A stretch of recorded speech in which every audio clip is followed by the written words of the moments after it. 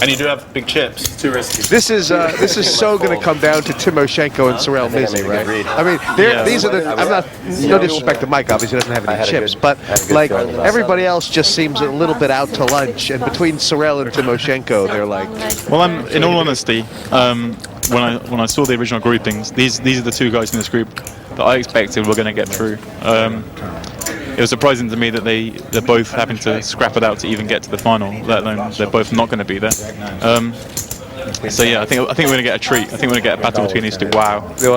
Wow, here we go. Wow. Straight on the turn. Now, well, Mizzi's going to get let off the hook, that's all we do know. For Timoshenko, okay, Frankenberger's re-raise, so is there any reason for Timoshenko to think about not getting it all in? There's not really, is there? Well, I mean, he kind of has to get it in him, but this is the point. He's worried what happens if he ends up dragging Sorel into heads up, and then he finds himself in a position where Sorel then gets enough points. At some point, he needs to make chips himself, but he's in situations where he's taking the chips off Feldman and Frankenberger, and he really needs to start. He wants to take one of them through with him. Yeah, he can't let Sorel put a lead over those two. I bet the pot. 211. Right, here we go. I repot. All in. I think that's pretty much it. My bet here. 211,000. Well, he's asking how much it is, but he can't fold here. He's putting 200. He's only got 90 back. 211, including the 30. Yeah. So he's confused here. He's not liking this, but I think he hasn't realised how many chips he already put in. I believe it. So that's. I'm not sure he didn't get enough to raise the pot.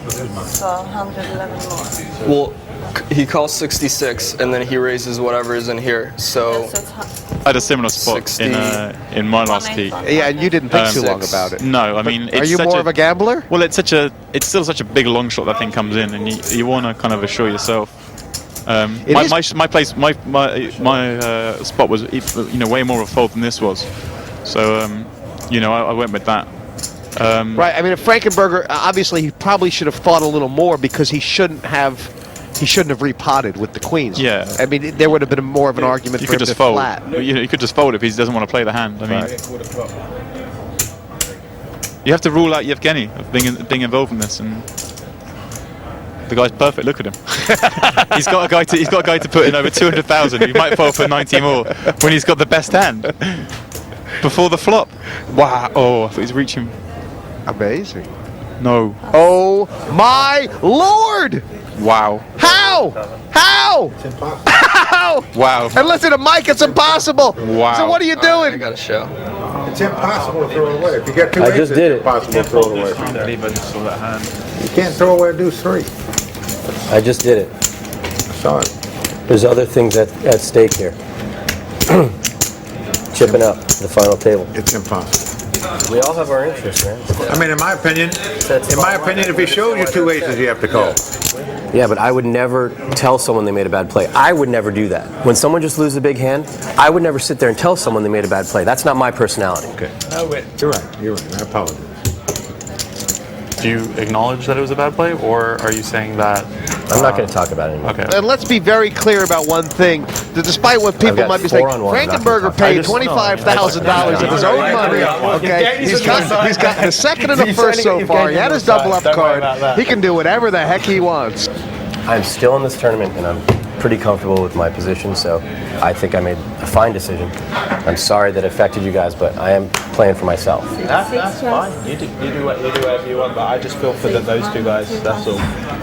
Do you really feel for? When's the last time at a poker table that you felt for someone else? It's irrelevant about us. Yeah. When's the last time? Honestly, You felt you made the best play, then that's fine. You felt for them. What the hell I is that? agree. I think it's irrelevant about us. Don't feel sorry for us. That I totally agree with. Well, when we're playing a Premier League poker, you don't really expect to see plays like that. That's all I'm saying. No, you shouldn't say that. That's bad. Like, Yeah. I mean, there might be a really good reason why he did what he did. But in my eyes, the only reason is he would rather have Yevgeny on the final than you. That's how I'll tell you right now, that's not the reason, okay? Nothing against either of them. I was not thinking about Yevgeny versus Sorel, okay? I don't think either of them buy that logic. I think it would be good for TV if you explained your thought process. Yeah. You know what? If he doesn't want to, then I'm sure he'll be out. I've never really seen Sorel get sort of tilted or hot under the collar at the table. I mean, he's a pretty cool character. That's about That's about the most I've ever seen him go after someone. Well, the funny thing is, you've seen this hand go off between Andy Frankenberger and Yevgeny Timoshenko, and the two people who got the most to say about it, look most upset about it, were Cyril Mizzi and Mike Sexton. They weren't even in the hand. Some heads up battle. Yeah. And they were the biggest losers in the hand. If I won yesterday, then I would. How many points are you on? If I won yesterday, then if I got second, And he's raised the pot with Ace King. I think it would. Which I guess, you know, I mean, he kind of has to take. I'm not sure. I mean, what is Yevgeny supposed to think? This is the guy. This is the guy. Yeah, this. I mean, the thing is, if Yevgeny knows, he'll probably fold. But he has to raise, kind of thing. It's you know. Yevgeny has to re-raise here.